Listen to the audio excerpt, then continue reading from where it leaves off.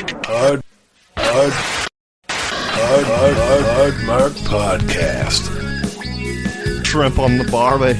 Shrimp on the barbie. Do you respect that?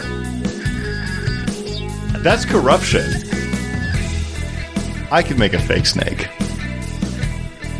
You do not pee in the pool.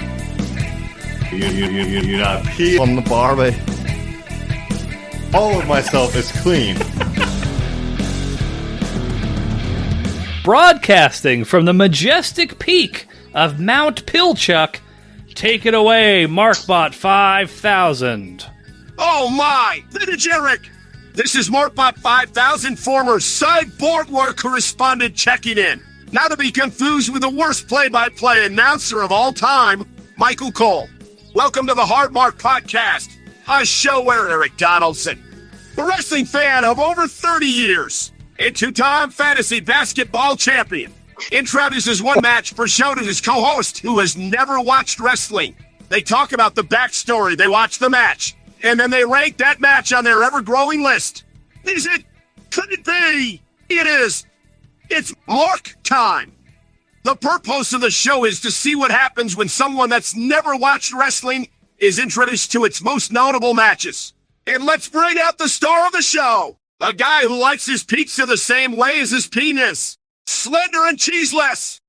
Plain Ryan Murphy. God. Is that it? Yeah, that's it.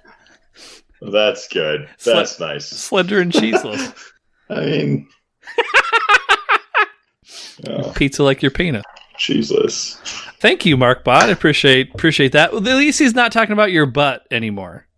Are you really a two-time fantasy basketball champion? That's true. That is true. Oh. I believe back-to-back years, and then we stopped doing it after that. It's a lot of work, actually, it turns out. But fantasy basketball's fucked up, man. Like, man, you're just hitting us with a soundbite right off the bat here, Ryan. Yeah. It's so yeah, like the thing, because I'd never played any fantasy sports whatsoever, but I didn't give a fuck about football, nor do I even now. Like, I'll watch it as a social thing, but that's about it. But the whole reason that fantasy football works so well is because it's like one game at the end of the week, and so you just have to like tinker around for that. Fantasy basketball is like fucking every day. No, that's what I'm saying. It's like it's fucking stupid. Like, you know, even if you're a basketball fan, it's like totally fucked up. And one thing that like is happening, I won't go too far into this. I know we gotta, move forward. But the problem with, like, I was telling one of my friends who wanted to play, I was like, well, you're gonna have to change your, you have to change your lineup now on like Tuesday or Wednesday, because they have Thursday night football, Sunday, and then Monday. You got this set of games now that come, and that's even a big deal. That's only 3 times, Fantasy basketball is so fucking ridiculous that Have you ever been a fantasy baseball guy? I played it once, and then like after like 2 weeks, I was like, "Fuck, I'll just let this thing roll, like see what happens." Like that doesn't. Yeah, that's all I had in me. Like, so I know fantasy basketball is fucked. Like, I'm sure baseball is worse if you play it all the way through. But Jesus, man, like to be a champion 2 times, that's some dedication. I'm not surprised with the amount of notes you take on this show. Like, Do you play fantasy football now? Yes, our draft's on Tuesday. Oh wow. Look at my roommate's in it, and he has 4 drafts coming up. Jesus Christ. So, yeah, no, that's not uncommon. You get 2 or 3, I would say, would be normal. Like, I just do 1. Okay. Are you any good? Have you ever won? Yeah. I have won once. We played for like 10 years, so I'm not like great, but I've won the championship. No big deal. He's just a former champion over here. The problem is like getting people to fucking pay. Like, that's always the issue. And then you got to trust the commission to like, to spend fucking bullshit. Like, I bet you'd be a fine commissioner one of these days. Thank you. Yeah, a regular Commissioner Slaughter over here. EVP of, I do call myself the, VP of Ops, VP of Operations, around here for fantasy football. I'm the co-founder of this league. So. Oh, wow. Look at that. Yeah. What's the name of this league? I think this one is actually just the league. We've had a lot of names, but the league fits because a great show. I don't know if you watched it. Oh yeah, I'm well versed. So it's simple. It's a go-to. It's easy. This one is called the league. So we just left it at that. The height of creativity, everybody. Well, let's get into some wrestling. We've dilly-dallied long enough. This is going to settle in, everybody. If you like a good story, you've come to the right place. But Ryan, as per usual, if you have any questions, any comments, any concerns, you just let me know, pal. But over the last few WWF episodes, we have seen a combination of Shawn Michaels, The Undertaker, and Bret Hart all at war with one another over the course of 1997. In the last episode that we had with the WWF in it, the one that really got Ryan upset, as a matter of fact, Shawn Michaels defeated The Undertaker in the very first Hell in a Cell match in October of that year, 1997, courtesy of a big assist from The Undertaker's long-lost brother, Kane. You remember that. Yeah, I've reflected, and I feel a little bit bad about how I reacted to that match. I think you... despite your claims that you were ranking the match as if the ending didn't happen, you absolutely ranked that match knowing that ending happened. Somewhere in like the lower section of OK in like the 30s. That's probably true. Yeah. Yeah, that did happen. But hopefully you can kind of put that aside. This is a continuation of that kind of general story happening in the WWF, but hopefully you can kind of look at everything with fresh eyes, but we'll see. But the most important thing, we're going to kind of brush aside the whole Undertaker, Kane, brotherly rivalry situation, and we're going to focus on Shawn Michaels, kind of what happened with him after his victory in that Hell in a Cell match. So that lined him up for a WWF Championship match against Bret Hart the following month at the Survivor Series in Montreal. But the real story behind Shawn Michaels versus Bret Hart starts about a year and a half prior. So Bret and Shawn started out as friends. They were actually friends behind the scenes, real life, they were buddies, etc. Their careers had followed similar trajectories, with both men being brought into the WWF originally as part of a tag team, not with each other, but they were on their own separate tag teams, and eventually each of them would break out on their own and began to find success in the singles division, working their way up to being showcased main event level talents in the 1990s. Now, in the Hulk Hogan era of the 80s, both of those men, Bret and Shawn, had been considered too small to be stars, but both had worked their asses off, and they established a new, more athletic style of wrestling that allowed them and others to make a name for themselves. In March of 1996, the main event of WrestleMania 12 pitted Bret Hart versus Shawn Michaels in a rare good guy versus good guy showdown. Shawn was victorious, winning his first WWF title, and that gave Bret the storyline excuse for needing some time away from the ring. In reality, Bret had been going hard for the WWF since 1984 with minimal time off, and he needed some time to heal up as well as to do some side projects with acting, notably a reoccurring role on the TV Western Lonesome Dove, which I'm sure Lonesome Dove was always was appointment viewing in the Murphy household when you were growing up. Right next to Boy Meets World, yeah. Next to Boy Meets World, Dr. Quinn, Medicine Woman, all the hits. And so the rest of this story that we talk about here today is pretty much all behind the scenes stuff, so buckle up for that. Now, during his time off, Bret Hart's contract with the WWF legitimately expired. It lapsed. And so the WCW came knocking. Despite the fact that Bret was not looking to leave the WWF, for the sake of his family, he entertained the offer. And the WCW, they were making a big pitch. $2.8 million per year for the next 3 years. At the time, that would have put Bret Hart in rarefied air in pro wrestling in a salary range only occupied at that time by Hulk Hogan. So, I mean, $2.8 million even now is pretty big money, but back then, astronomical money. Just, you can't really say no to $3 million a year. 97? Yeah, 1997. So this would have been basically a $9 million contract, which, again, unheard of in wrestling at that point in time. So that kind of changed things a little bit. Now, while Bret's heart, see what I did there, Bret's heart was still with the WWF, $9 million, that's a lot of money to pass up. So that put Vince McMahon, the owner of the WWF, in a tough spot. He had already lost Hulk, He had lost Randy Savage, Scott Hall, Kevin Nash, and others, and everyone around him, everyone in Vince McMahon's inner circle was telling him he could not afford to lose Bret to WCW 2. I have a question. Yes. Was he losing them to money? Correct. Was he Yes. So at that time, and this is actually in my notes, but I'm glad that you asked that. At this time, the WWF, they did not do guaranteed contracts. All your money from the WWF was all around the gates of the live shows, merchandise, that sort of thing. And if you were a top star, you were making a lot of money. But the only thing you were guaranteed, and I would have to double check this to make sure it's 100% correct, but I believe you were only guaranteed that you would make like $200 or $250 at TV shows. So it was like a $10,000 a year contract that you were guaranteed. All the rest was like bonuses based on, what the houses were of the shows and stuff like that. It's like the NFL. Basically, yes. And Vince McMahon, when he would sign guys up, when he would meet up with them and they'd kind of do their interview process and stuff, he made it very clear, I'm not offering you a guarantee, I'm offering you an opportunity. And so in WCW, right. And he did fairly compensate guys who were at the top, but he also fucked over a lot of people.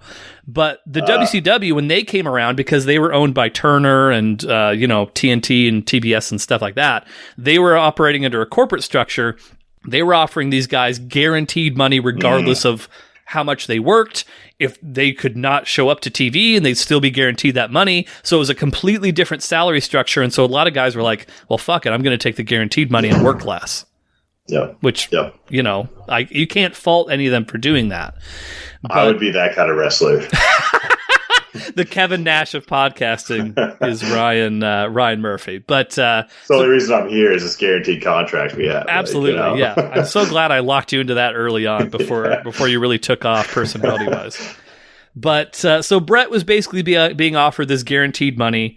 Everyone around Vince McMahon was like, you can't lose Bret. He's like one of our biggest stars. You cannot fucking lose him. And while at that same time, the WWF, for its part, they weren't in great financial shape overall. And in fact, the previous year before all this Bret Hart salary negotiation stuff had happened, they had actually had all of the water coolers removed from their headquarters. Like, that's how dire shit had gotten. And they had also had all of their all their wrestling guys, so not the actual wrestlers themselves, but all like the kind of guys in charge of like their agents and people on the wrestling side, they were asked to take significant pay cuts until the company rebounded financially. Why the water coolers? It's an expense that they didn't need. That's a standout. It seems standout expense. They apparently were paying a shitload in water. All right. Hey, were they in Vegas? Well, yeah, why pay for water when, hey, just use the fucking tap, pal? I don't know. But yeah, no, the water coolers were famously removed from their headquarters, Titan Towers. And there were people who were asked to take 30 to 50% pay cuts during this time. And so a lot of them, like J.J. Dillon is a notable person. He actually just said, fuck it. And he went to WCW instead. You said that wasn't a wrestler. Oh, what? He wasn't the wrestlers. It was people who were, and this is kind of where it's also a little fucked up. It's not like the marketing people or the corporate folks were asked to do it. It was the non-wrestler wrestling people. So if you were in charge of creative, if you were writing the shows, fuck you, take a pay cut. If you were one of the ones who was hiring talent on, fuck you, take a pay cut. That's basically what they did. Okay. But they were also hurting financially. So I get it, but yeah, that's basically where they were at that point in time. But still, even regarding all that, Bret was viewed as a cornerstone of the company, and Vince opened the purse strings for an unprecedented offer. The WWS contract was going to be for 20 years. 20. And how old was he?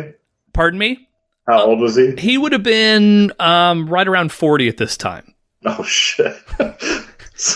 But it'll make more sense in here in just a little bit. But it was a 20-year contract, and while it's not known what the exact figures of the contract were, because they weren't a public company at that point in time, it's estimated that it would have been for approximately $10 million in total, with $1.5 million per year at the start. So it would have started as him as a wrestler, and then it basically had a way for him to end his in-ring career, and he would transition to a behind-the-scenes role for the remainder of his time with the company.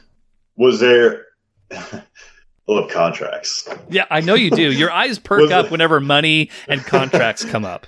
Was there any amount of time that he had to wrestle in this contract?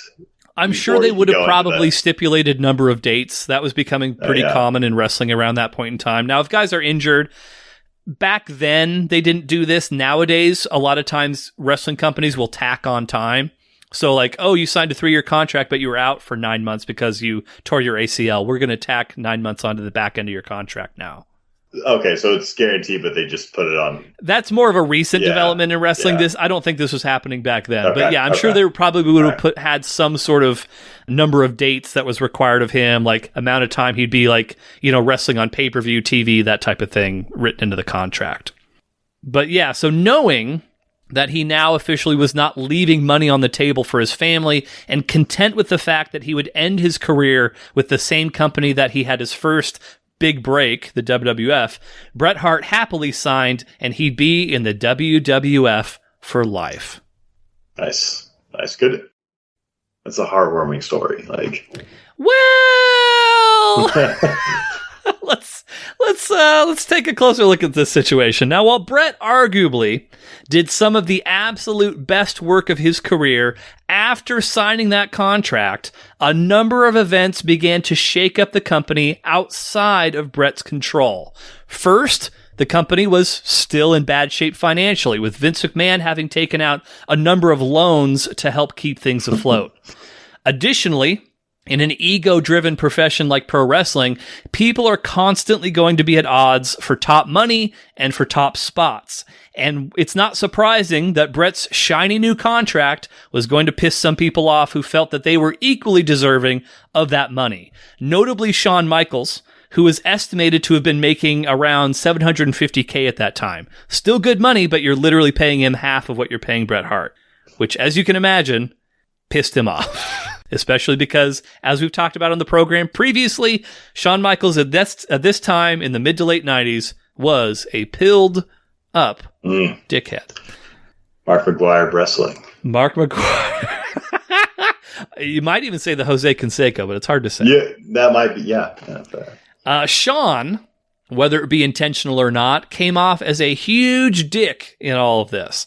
Between the skirmish that we talked about several episodes ago, where Shawn accused Bret of having an affair in real life on live TV, and then Bret ripped out a chunk of Shawn's hair backstage as a result, and other pot shots that both men would take at each other on air that crossed personal lines, the relationship between the two was incredibly tense, to say the least. This was made worse when several rematches between the two had been scheduled, presumably meant to set up Bret defeating Shawn and then forcing a decisive third rubber match between the two down the line, but all those matches were canceled before taking place. The first cancellation in particular was somewhat jarring, with Shawn tearfully claiming that he had injured his knee, but more importantly than that, he had lost his smile, and so he would be relinquishing the WWF title as a result. Bret took that personally and felt that Shawn was milking and faking his injury to get out of losing a match to Bret Hart. So with no end in sight to the company's financial woes, and with some of the primary shit stirrers in the locker room causing problems, Vince did the only thing that he thought he could do, and he asked Bret to restructure the contract. Now, it's not known what this pitch entailed. It's speculated that the money that Bret was originally going to make at the front end of the deal would actually be moved back to the end of the deal instead. But either way, Bret balked and he refused to renegotiate. This back and forth would continue over the course of the next few months. Eventually, the talks completely broke down. Vince, who felt that he had no other option but to cut costs, told Bret he could reopen discussions with WCW and try and get the deal that they had offered him the previous year. Begrudgingly, Bret Hart restarted those negotiations, and he was able to get an offer for $2.5 million for 3 years. So slightly less than what he had been offered previously, but still a phenomenal amount of money. Well, so how was he able to back out of that contract? Who, Vince? Yeah.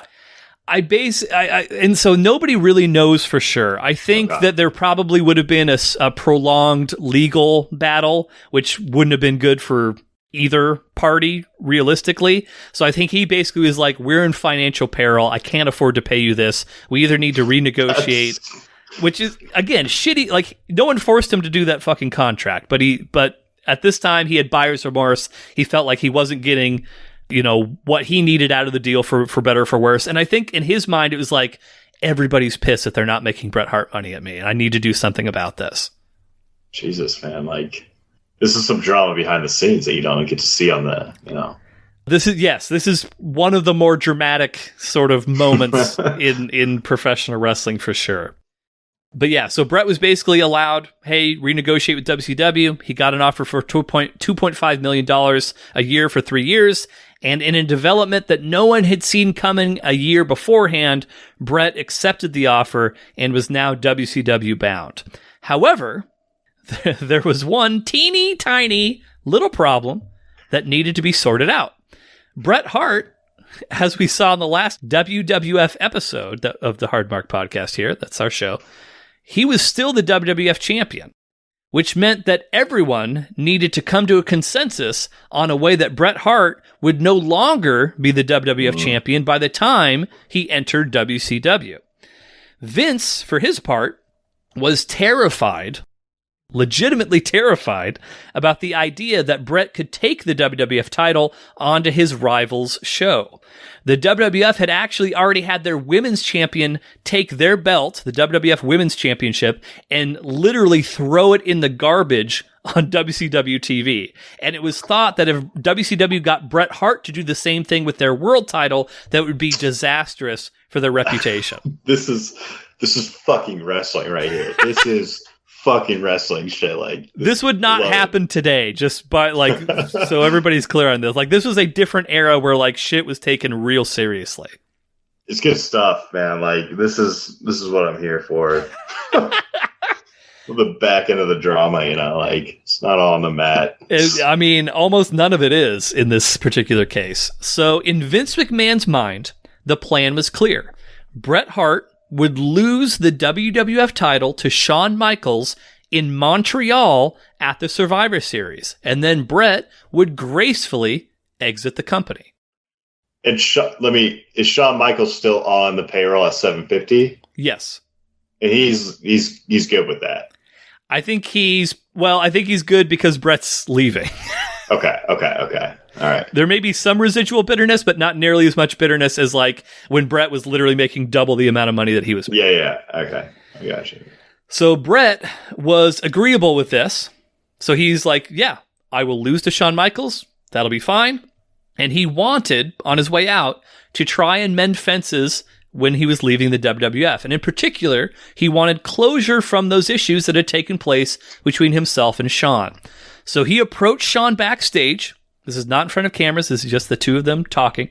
And he said how he'd heard about the planned match at Survivor Series. And he said he had no problem putting Shawn over, a.k.a. losing to Shawn, and dropping the belt to him. And also that Bret had no problem about being a professional and that he would not let their personal feelings get in the way of being safe in the ring. Pretty fucking stand-up dude. Like he didn't have to do that. Nice guy. Shawn responded. Feels like it's not going in that direction, but like... Shawn responded. That's the feeling I'm getting. Okay, go ahead. Sorry. I appreciate that. But I just want you to know I wouldn't be willing to do the same thing for you. So now we have some shit. Now it's become a matter of respect. Shawn does not respect Bret enough to be able to be willing to lose to him, which confirms the suspicions that Bret has had for months. And that changes the entire tone of this discussion. And at this point in our story, it's worth mentioning that Bret has quite the ace in the hole in the form of a provision in his contract that states that he has reasonable creative control in the last 30 days of his deal. So now, because Shawn was an asshole, Bret is refusing to lose to Shawn Michaels. He's willing to have the match at Survivor Series, but because of Shawn's disrespect, he will not lose the title to him in Montreal. And Vince McMahon, who ordinarily could probably threaten someone with firing them or a breach of contract, he doesn't have a whole lot of leverage in this discussion on account of Bret's creative control. So between the three, a number of alternative options are thrown out. Bret and Shawn wrestle to a draw, and then Bret forfeits the title the next night on Monday Night Raw. Bret drops the title to another wrestler on another show, etc., etc., etc. Now, I won't go any further beyond that, because where's the fun in that? But I will say Vince and Bret came to an agreement for the match to put Bret Hitman Hart in his home country of Canada defending the WWF title against Shawn Michaels. And that's what we're going to be watching here today. This is a lot. There's a lot going on. There's a lot happening. I don't think I've ever been this excited for a match. I hope it doesn't disappoint you. We will see. I hope it does not disappoint you. But there's a lot of intrigue happening behind the scenes here. Do you have any questions before we watch? Yeah, I have a bunch of questions. Okay. But okay, give me a second. Let me recap my thoughts. So, I should say I had a bunch of questions. In the last 30 days of his contract, does his contract expire before he starts with the new company? Like, is that like how that works? Like, because he signed a 20-year deal, like, right? So how does that? He signed a 20-year deal, but then basically Vince McMahon granted him his release from that deal. Basically, his WWF contract ends at the end of November, and his WCW contract begins at the beginning of December. And you said this took place off camera. Like this, like all the contract shit. Did this officially take place off camera? Do the fans know like what's at stake before this match starts? Like, I think smart. So fans who like subscribe to like wrestling newsletters and shit like that had an idea. Like you can even hear, and if you're listening for it, the commentators even announce like there's a lot of speculation. This might be Bret Hart's last match in the WWF. Blah blah blah. So like it was known. To a certain degree, I think that there was probably a good portion.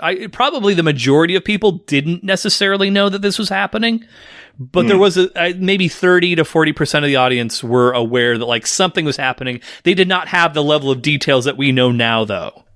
Okay, so this wasn't like promoted as a thing going into this match. It was just like, but some people kind of maybe it filtered through and like knew. This was not a selling point like Bret Hart's leaving to go to WCW. No, that was not a selling point of this match. Did people know he was going to WCW? Like, or some people did, but again, these were like the minority of smart fans who like subscribe to wrestling newsletters and shit. Well, the smartest fans in the game, Smartest fans, that's right. And you're talking about the smartest. We've already established wrestling fans, the smartest fans in all of sports. So when you're talking about smart wrestling fans, we're talking genius level IQ. Yeah, Stephen Hawking shit. But yeah, some people did know. I think there's even probably some signs in the audience that are referencing WCW and Bret going there. But I don't think a lot of people. It wasn't like promoted on TV like Bret's going to WCW or shit like that. Which, for obvious reasons, you don't want to promote your competition. I feel like this is just a match for like, if you're into corporate drama, like, and you just want to see this finally play out in a physical form. Like, this is the match you maybe watch. Like, that's right. If you like Succession, you're going to love Bret Hart versus Shawn Michaels at Survivor Series 1997. Well said. Exactly. Yeah. Okay. All right. I guess that's most of what I had. So. Okay. All right. Well, I guess I don't really have much for Wrestling for the Data just because that was a lot of details to throw out to everybody. But Ryan's record, as it stands right now, 36-31, one draw. And you won your last match. You I did. I broke that streak. I knew that was going. Yeah. So we don't have to worry about the streak or anything. You can kind of rest easy that this does not, play a huge factor in all that. But you're a very prideful man, so I'm sure you want to win. But we'll see how all this. How all this plays out. But we'll take a brief commercial break. We'll play you some audio from the match, and then we'll be back with our thoughts on Bret Hart defending the WWF title against Shawn Michaels in Montreal at the Survivor Series in 1997. Thanks, everybody. And Shawn Michaels is in. And Shawn Michaels is not going to waste any time. Look for Michaels to pick the pace here. And Bret Hart fighting back with our hands. Bret Hart will win a fist fight. And our referee, Earl Hebner, has yet to start this matchup, but we've got one heck of a Donnybrook going right here. We thought this was going to get out of hand.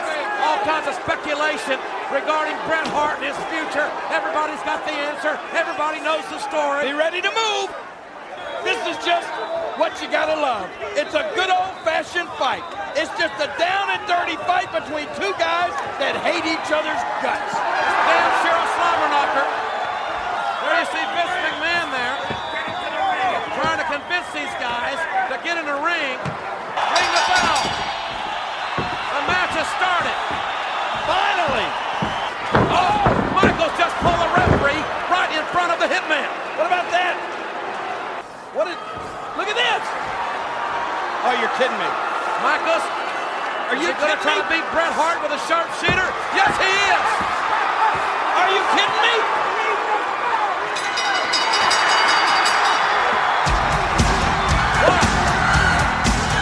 What happened?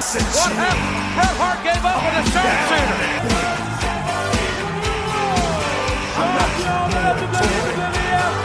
Shawn Michaels. Wow, you talk about controversy. This crowd is living. Michaels with a sharpshooter has become champion. And Bret Hart is We're back. in disbelief.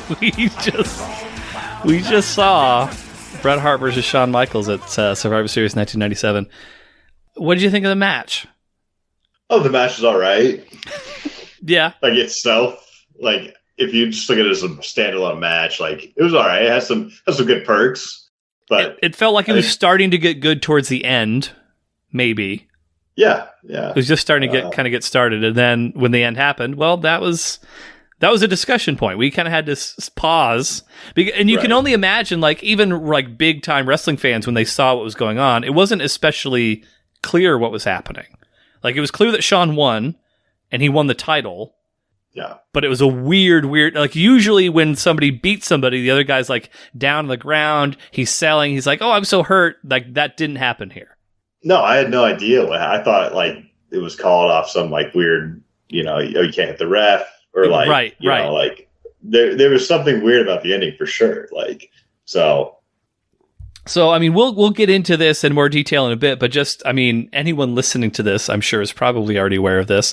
This match has come to be known in popular parlance as the Montreal Screwjob, where Vince McMahon took it upon himself to arrange for Bret Hart to be fucked out of the WWF title. Bret Hart did not agree to lose to Shawn Michaels in that match, and so they basically orchestrated it with the referee where when Shawn had Bret in the sharpshooter submission hold, the referee said, oh, he quit, ring the bell. And then the referee literally, the moment he said to ring the bell, ran out of the ring, ran out to the parking lot, jumped in a car, and got driven away. the referee. Yes. That actually, referees are like, they're in a dangerous spot in any sport. Yes. Like it, fuck. So I get that. Yeah. Mm-hmm. And I mean, especially wrestling fans in Canada. I'll briefly talk about the match, but I think that the end of the match is a lot more interesting to talk about and probably has a lot more meat on the bone. As far as the match, so Ryan did pick Bret, which, I mean, technically, Bret did not win the match. Shawn did by the letter of the law. So, unfortunately, that's a L for Ryan. It's all right. I'll take that L. I thought there was a lot that could go on in this match. I wasn't fully sure. I wanted him to take it, but... You were questioning it towards the end, for sure. The more you started to think about everything. Well, I questioned it in the beginning, too, with the whole, like, bell not starting, like... Right.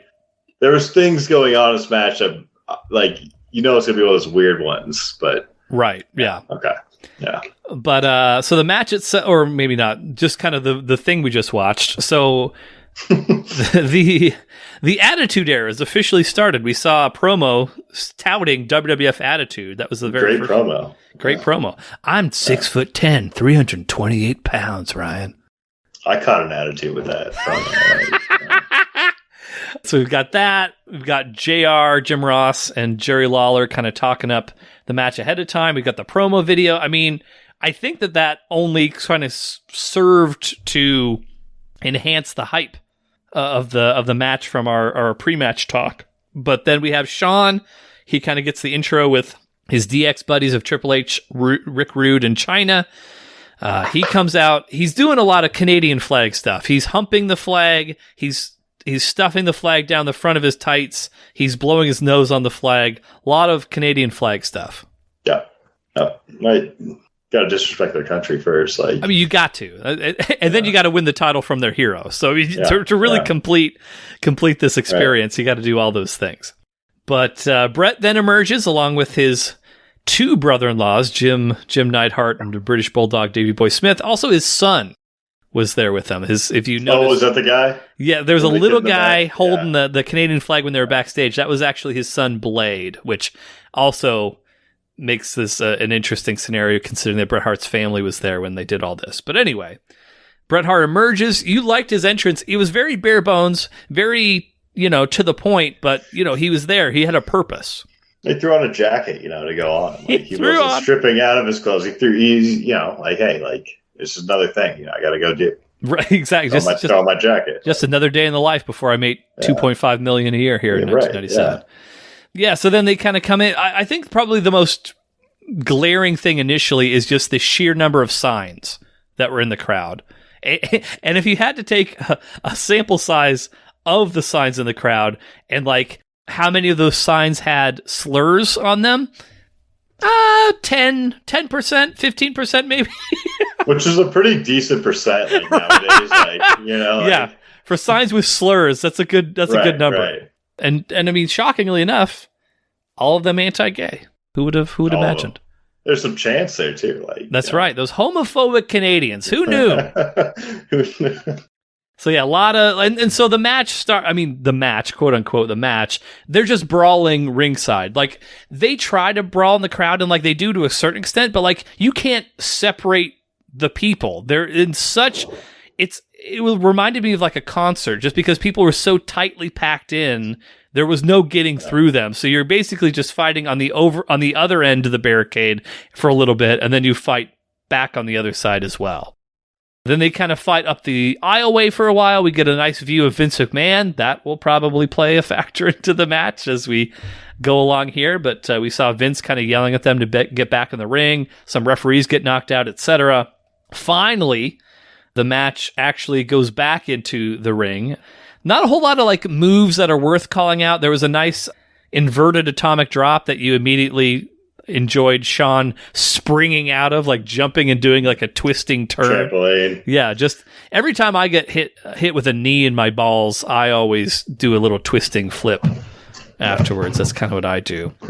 There was a point where Shawn broke the Maple Leaf flag, and then you would have liked for him to have stabbed Bret with it, but he didn't do that. He just kind of hit him over the back. You want to win, or you want to keep going? You want to finish this fight? Stab him with a flag. But yeah, and I think right around this point, you were very confident. And I think right in the middle of this Shawn offense is when you made your pick of Bret. Yeah, it's probably pretty, Right around there. And then for the next, 5 or so minutes, Bret goes on offense. And now Bret's in the lead. And that's when this is always inevitably how it happens. But when the guy that Ryan picks is on offense, that's when Ryan starts to become a little unsure of himself. I think in your mind, the ideal scenario would be your guy gets beat up, your guy gets beat up, your guy gets beat up. All of a sudden, big move out of nowhere, pins him 1, 2, 3. Yeah, and that's so.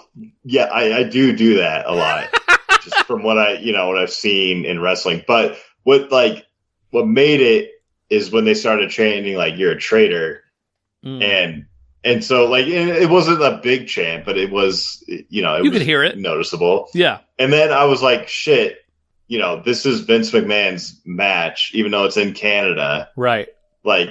With all this going on in the background, it kind of, I may have fucked up on this pick. It's unlikely that he is just going to take the belt and then throw it in the trash, or that's what I was like, I said it before. I was like, I'm gonna try to make my picks later now, because I've been going early and I've had that and it's great, but I kind of want to leave it to the end.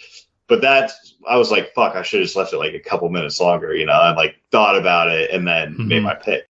Not necessarily that I would have, I still could have gone Bret, but it would have made the decision more based on what was actually happening. You also mentioned that how this is, you said out loud, this is the last time I'm picking with my heart. Next time. Yeah. I'm thinking logically. No pun intended. Yeah, with your Bret Hart. Well, my Bret Hart. But we'll jump to the end here. So at the very end, referee gets knocked out. So basically, Bret's going off the top rope. Shawn pulls the referee in front of him, so the referee gets clocked by that.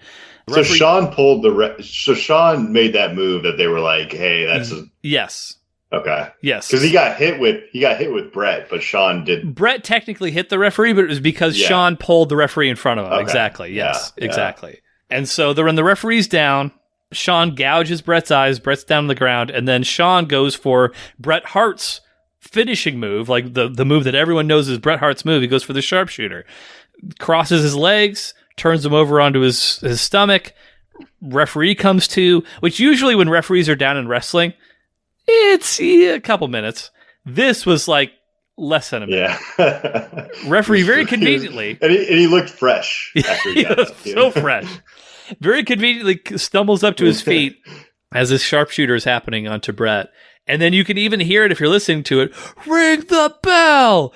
And he immediately hauls ass out of the ring, as we talked about earlier. And not that they show this, but he ran out to a waiting car and immediately drove the fuck away from the building.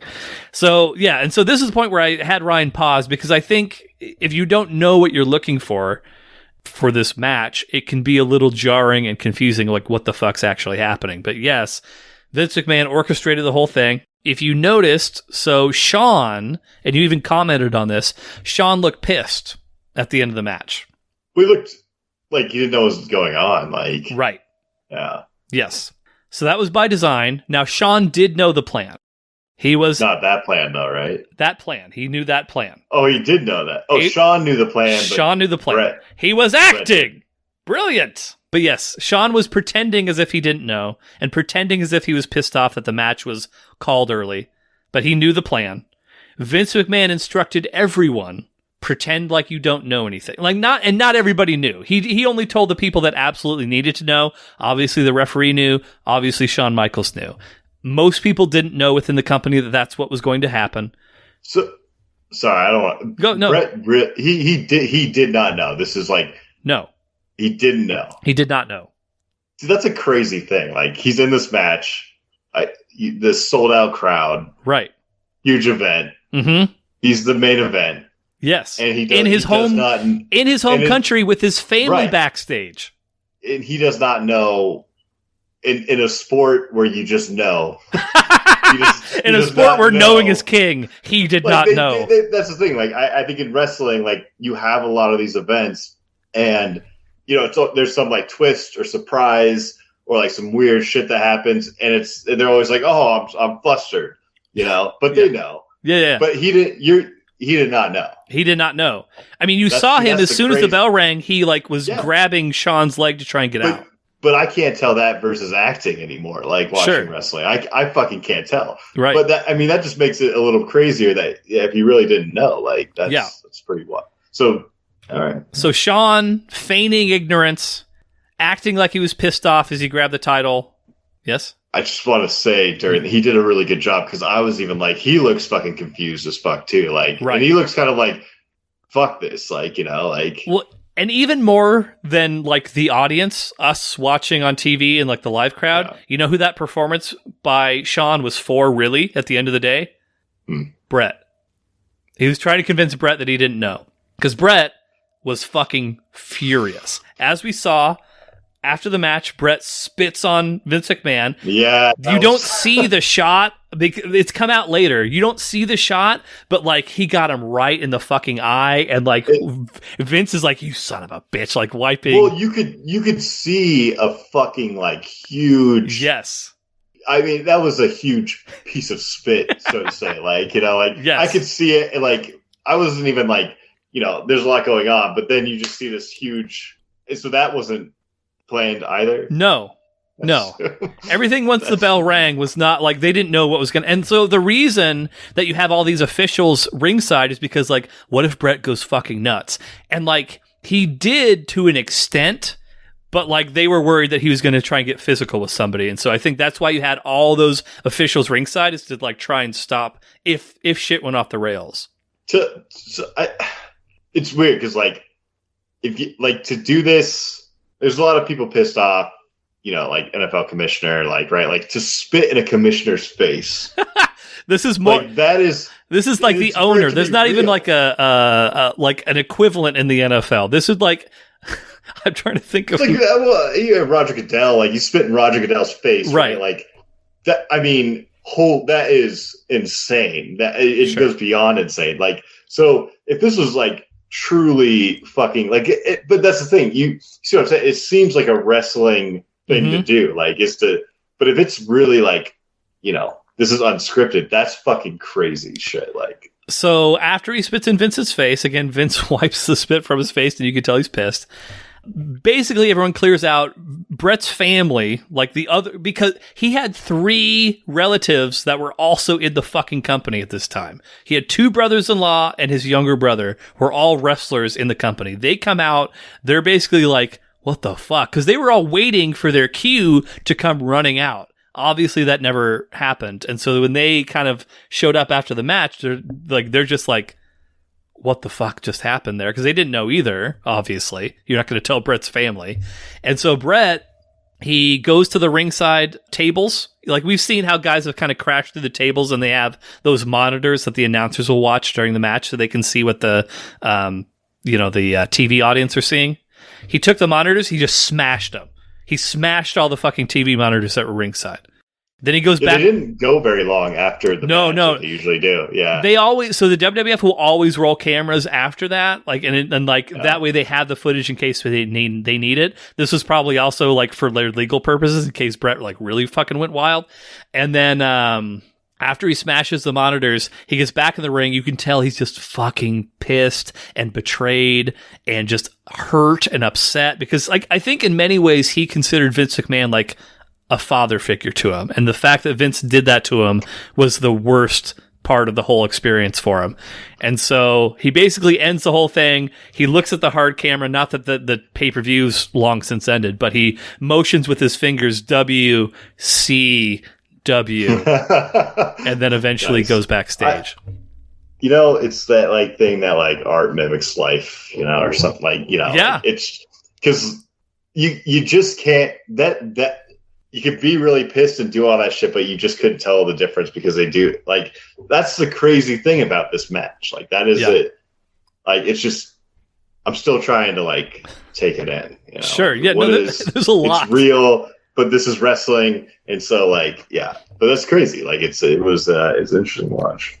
Last thing I'll say before we get it to our ranking, because all this plays into the story of the match. Like just seeing what you saw, I don't know if that's like a great match or even a good match, just like on the surface. But knowing everything around the match, it makes it a whole lot more interesting. But as kind of a last little cherry on top of this Sunday, so Bret goes back, Shawn's there obviously, and there is footage of this because there was an independent company separate from WWF that were shooting a documentary. As unfathomable as this sounds, there was footage of this conversation. Bret goes back, he sits next to Shawn, he's like, "Did you know about that?" And Shawn's like, "I swear to God, I had no idea. I swear to God, I had no idea this was going to happen." And Bret he took him at his word. Okay, Shawn. And like, I think he doubted it, but he couldn't prove it. So it was like, okay, fine. So then he goes into the shower after his match. He gets word, Vince McMahon's waiting for you. Like, he wants to talk to you. He's in the locker. This is right after the match? This is right after the match. There's not footage of this, but there is of the Shawn and Bret interaction.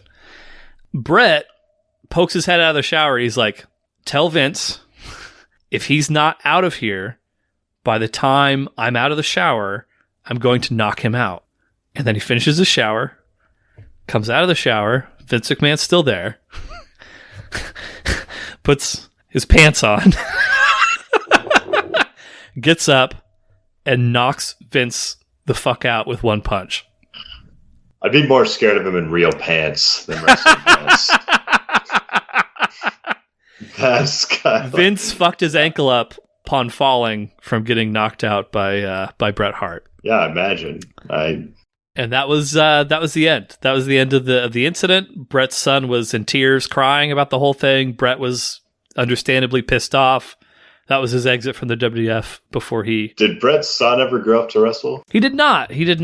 No. There were other Harts that kind of made their way into the wrestling business, but I mean, I don't know if it was because of Montreal. I don't want to speculate like, because of that he didn't. But no, he did. This Blade... he should have gone to, like, redeem his father. If only. But that's the end of the match. So that is the Montreal Screwjob. I would say that there are 3 matches in modern wrestling history that are like the most famous matches of all time. The first one, Hulk Hogan versus Andre the Giant, which was our very first match that we ever saw. Not because of anything spectacular that happened during the match, but it was such a spectacle. Biggest match of all time at that time. You know, it was just this unheard of drawing card that even people that weren't huge wrestling fans, wanted to see. This, just because of all the crazy ass shit and the idea of getting double crossed for real in a match. And then there's a third match that we haven't seen yet, but I have a feeling that'll be happening sometime in the near future. But that's the match. So now Ryan gets to rank it. The Montreal Screwjob. Where does that land? I was very vested in this match. Like you said these notes are going to be long, but the notes were intriguing. Like those were good, solid. That was a good way to spend whatever amount of time was spent on the notes. It was like, I hope the Markomaniacs agree. I'm intrigued by this match. I didn't care as much about the win. It didn't come out of I knew this was gonna be a weird match. I love the backstory. That's my kind of backstory. The backstory was good. The after story was good. The match itself, again, I don't know that it necessarily got started. Yeah, the match itself even had like I did like some of the aspects of the match. It didn't have like great high flying moments, but it had like enough where like that's a classic wrestling scene right there, Yes. Like that's a classic 97 wrestling scene and what you're going to get out of it. So I like that. Like I wouldn't say the match was like terrible. I wouldn't even say like it was good. It was decent. It didn't blow my mind or anything but right. It was a decent setting and decent. I mean, I'm probably leaning in the top 60. I would say it was a great match. Okay. Like, I mean, if you're considering all like things that went into it, it's hard not to. I think you have to consider everything that. I mean, if you were just taking it from what you saw visually, can you stop clicking? I think. I think then it would be way, way lower. But because of all the backstage intrigue and because of all the bullshit happening around it, you have to factor those things in. Absolutely. I don't want to rate. I don't even like. This is tough. I don't know like exactly where to put this. I want to have it because I mean maybe the new number 10. How could you replace Chris Champion versus Don Valentine on our list? Yeah, I have a feeling it's probably a good choice then. Like, how dare you? Well, that's because you fucked up when you ranked that goddamn match. So is that it? Yeah. Is it 10? Yeah, I think maybe it could be high. Maybe I'm underdoing it, but like I was intrigued by the match through and through. Like, so not trying to place this poorly like I did last time. I think you're being fair because again, it's weighing everything else around the match versus what you're seeing visually. Like you're having to come to like a middle ground between those things. So I don't envy you. Like I don't know where I would like if you asked me right now, Eric, rank this match. I don't know where I'd fucking put it because like there's so many more matches on this list that I like would enjoy watching more. Yeah. But this is absolutely like the idea that Vince McMahon would fuck over one of his absolute biggest stars of 10 years. Is wild. And I mean, like, it's something that could never, ever, ever happen again because, the belts and everything is not treated like it all. Like, if you had to boil down what happened in that match, it all stems from Vince's paranoia that Bret was going to throw the title in the trash, which Bret never would have done. Like, Bret is a very honorable man. I think Vince was paranoid that he was going to get paid like a huge bonus to try and do it. Bret would have never fucking done that. He would have never done that. And then, so like that's cause one. Cause two is just Shawn being a fucking dickhead and saying like, I would never put you over. And it's like, well, fuck you. Why would I lose to you if you're going to be a fucking asshole about it? So like, it's those two things that, and like, there would have been a million other ways that you could have done, had that match and like, they go to a draw. Bret even fucking beat, like, you're the fucking boss, Vince. Tell Shawn you need to fucking lose, and then Bret can lose to Shawn the next night, or whatever the fucking case may be. A lot of different ways to go about it, but just a combination of events that will never happen again, and is nuts in hindsight. But yeah, that's the match. New number 10, everybody. New number 10. Let's decompress a little bit after that shit, huh? Let's finish the Montreal Screwjob episode out with a little bit of a segment that I like to call, and Ryan likes to call it too. He doesn't call it this to my face, but he knows that I like it when he says it. I don't know where I'm going with that. God damn it. Eric's Wisdom Tree. Say it, Ryan. I won't get the same echo. No, you don't get the same echo. You're right. It wouldn't be. If I was in person, I'd. Yeah. Next time. Yeah. Next time. Maybe soon. Maybe soon. We as long as Ryan doesn't stand me up again. As long as Ryan doesn't give me a Lake Stevens screw job, then I think I think there may be. It's known for that. It's Lake Stevens. Oh man, there's one I really want to do, but I know this warrants a longer conversation, so I'm not going to do it right now. So I'm just going to do a quick one because What is it? What, the long one? I mean, I'm sure it's not that long. The one I want to do? Just do it. Fuck it. You say this. I have a feeling this is a long episode. It can't be as long as your notes, Eric. I think it's important for the Markomaniacs to know that it is possible to vomit up poop. Jesus Christ. There's a term for this. It's called feculent vomiting.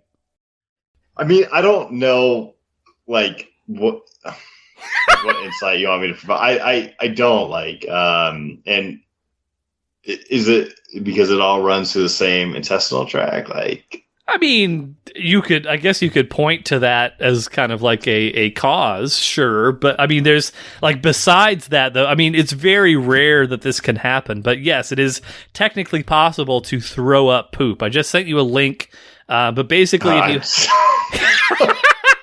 This is such an Eric link that it's not like the link is like some hot chick with holding her stomach. Like, hold on. Why is that an Eric link? And then it's some hot chick in some short shorts and like a nice shirt, and then right below it, can you throw up poop? She's holding her stomach, Ryan. Her attractiveness is not the issue. The issue is she's holding her stomach because she's about to throw up poop. Feculent vomiting. It's just an Eric link right there. That's the most Eric link. This is not the appropriate ending to the Montreal Screwjob episode, or maybe it is. I don't know. I'm not here to fucking tell people what the thing is. But yeah, if there is a complete or partial blockage of your intestine, most common in the small bowel, an obstruction of some kind, that can cause you to throw up poop. I felt a little backed up the last couple of days. I've been waking up at 3:30 a.m.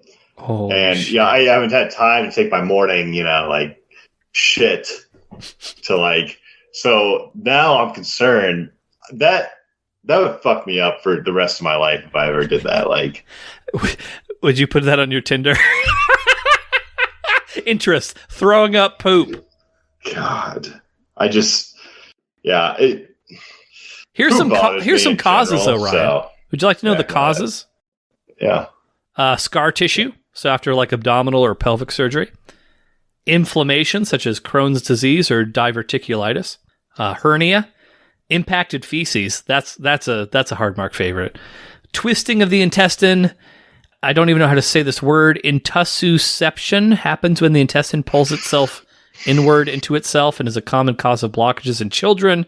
Colon cancer or tumors, foreign matter in the intestines, or other conditions or injuries. So yeah, all of these things can cause you to throw up poop. So I was going to go poop right before this podcast. I don't think I had time. Now I wish I did. Yeah, you should have. You know? I mean, I'm happy to hang out here and just wait for hours. Could be a while. Yeah, if you just, I've got a good shot of Ryan's bed right now, Markomaniacs. If you just agree to sleep towards the camera, I'll just wait here and see if you feculently vomit. I think that would be like scarring. Like. Do I dare, Ryan? Do I dare Google image search this? Yeah, you do. I haven't eaten dinner yet, by the way. I have not eaten dinner yet. No, I don't know about this. Yeah, no, you should probably, like... If I do this, will you move to Miami? I'm just calling back. Actually, my friend just Google image searched feculent vomiting, so now I have to take this job. This is welcome me with open arms after that. Like, all right, I'm doing it. Okay, yeah. I'm doing it. Maybe you shouldn't even Google search. Maybe you should like search it on one of those like lesser search engines that are a little nastier. Ask Jeeves. Yeah, like Google's pretty like tame. Maybe you should. Oh, okay, yeah. There's not a lot of stuff. The first thing is just like a cartoon, but there is stuff where it's like, oh god, it's like a camera down someone's like esophagus, like going down like their throat. I'm assuming, and you can see like it looks more like sewage than like a chunk of poop, which I guess would probably make sense. It would be like, I think even like. It would be worse, like pre-vomiting, right? Because it's just a chunk of poop, like right there. Like you have, like you have like heartburn. You got a burp, like it's just right there, like just a big chunk.